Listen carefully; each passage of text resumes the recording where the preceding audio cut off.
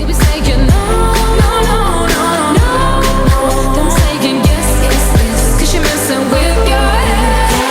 Oh, she's sweet but a psycho, a little bit psycho. At night she's screaming, my, my, my, my mind. Oh, she's hot but a psycho, so left but she's right.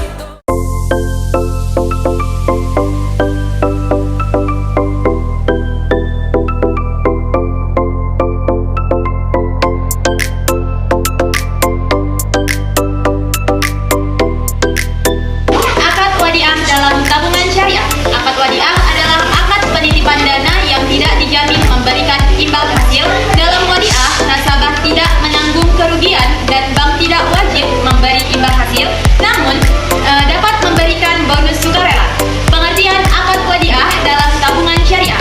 Wadiah adalah sebuah aktivitas yang mencakup tentang penitipan barang. Ini dilakukan antara pihak yang memiliki kuasa untuk melakukan penitipan serta mendapatkan kepercayaan dengan tujuan untuk menjaga keselamatan, keamanan, serta keutuhan barang atau uang tersebut.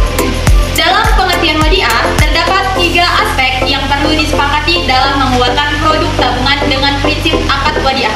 Pengertian umum wadiah antara lain ada 3. Yang pertama, bersifat simpanan. Yang kedua, simpanan bisa diambil kapan saja atau on care atau berdasarkan kesepakatan.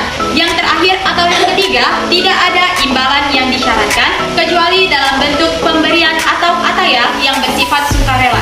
Nah, teman-teman, rukun wadiah ada 4 jenis, yaitu yang pertama, mawadi atau pihak penitip. Yang kedua ada mustauda, penerima titipan. Yang ketiga ada objek wadiah, harta yang akan dititipkan. Dan yang keempat atau yang terakhir adalah akad sebagai bukti kesepakatan penitipan.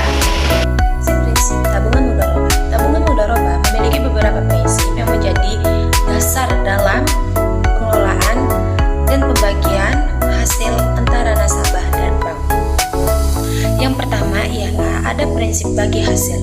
Prinsip bagi hasil yaitu berbagi keuntungan dari investasi yang dilakukan oleh bank dengan dana yang disimpan nasabah. Yang kedua ada kepemilikan bersama. Prinsip kepemilikan bersama mencerminkan adanya hubungan yang saling menguntungkan antara nasabah dan bank dalam bentuk tabungan.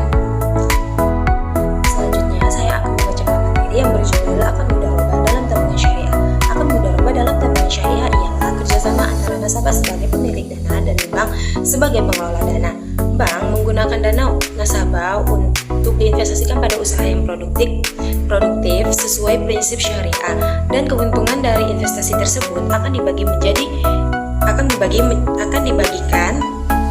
antara nasabah dan bank sesuai nisbah atau proporsinya masing-masing yang disepakati sejak awal. Kerugian finansial ditanggung nasabah kecuali jika kerugian itu disebabkan oleh pengelola bank itu sendiri. Baik teman-teman, setelah apa yang dijelaskan oleh teman saya tadi tentang prinsip tabung mudharabah, di sini saya akan melanjutkan di prinsip yang ketiga, yaitu prinsip transparansi dan keterbukaan. Nah, jadi teman-teman, bank sebagai pengelola dana wajib sekali untuk memberikan informasi kepada nasabah mengenai untuk apa sih uangnya tadi dikelola, kemudian bagaimana investasi yang sedang dilakukan, dan bagaimana pembagian keuntungan dan resiko di dalam tabungan mudharabah tersebut. Nah, dengan bank memberikan informasi kepada nasabah, itu dapat meningkatkan rasa percaya dan pasti nasabah untuk menabung di bank syariah, tentunya di tabungan mudharabah gitu. Nah, kemudian sebenarnya apa sih, ada nggak sih perbedaan dari tabungan konvensional dan tabungan mudharabah? Tentu ada bedanya teman-teman. Kalau tabungan mudharabah, dia menggunakan keuntungan bunga tetap, menggunakan bunga atau riba yang biasa kita kenal itu sebagai riba. Nah, kalau di tabungan mudharabah kita menggunakan sistem bagi hasil, di mana keuntungan akan kita dapatkan dari kesepakatan bagi hasil, dari hasil dana kita dikelola gitu. Kemudian yang kedua, kalau tabungan mudharabah ia diatur berdasarkan prinsip syariah. Pengelolaan dananya menggunakan prinsip syariah. Sedangkan kalau konvensional, dia pengelolaan dananya bebas. Gimana tuh maksudnya? Nah, kalau misalnya dia tabungan mudharabah, pengelolaan dananya tuh harus jauh dari maghrib. Tahu nggak maghrib apa? Maisir, gharar, dan riba, yaitu perjudian, ketidakpastian, dan bunga. Sedangkan kalau pengelolaan dana konvensional itu bebas, tidak ada batasan untuk apa sebenarnya dana itu dikelola. Untuk judi boleh, kenapa tidak? Kalau dia menguntungkan. Kalau untuk ketidakpastian atau masih gamang-gamang boleh, tentu saja boleh. Karena di bank konvensional tidak diatur oleh prinsip syariah dan bank tidak memiliki kewajiban untuk bertransparansi kepada nasabahnya untuk apa dana itu dikelola gitu. Nah, kemudian kita akan membahas tentang keuntungan apa saja yang akan kita dapatkan kalau kita menabung di mudharabah.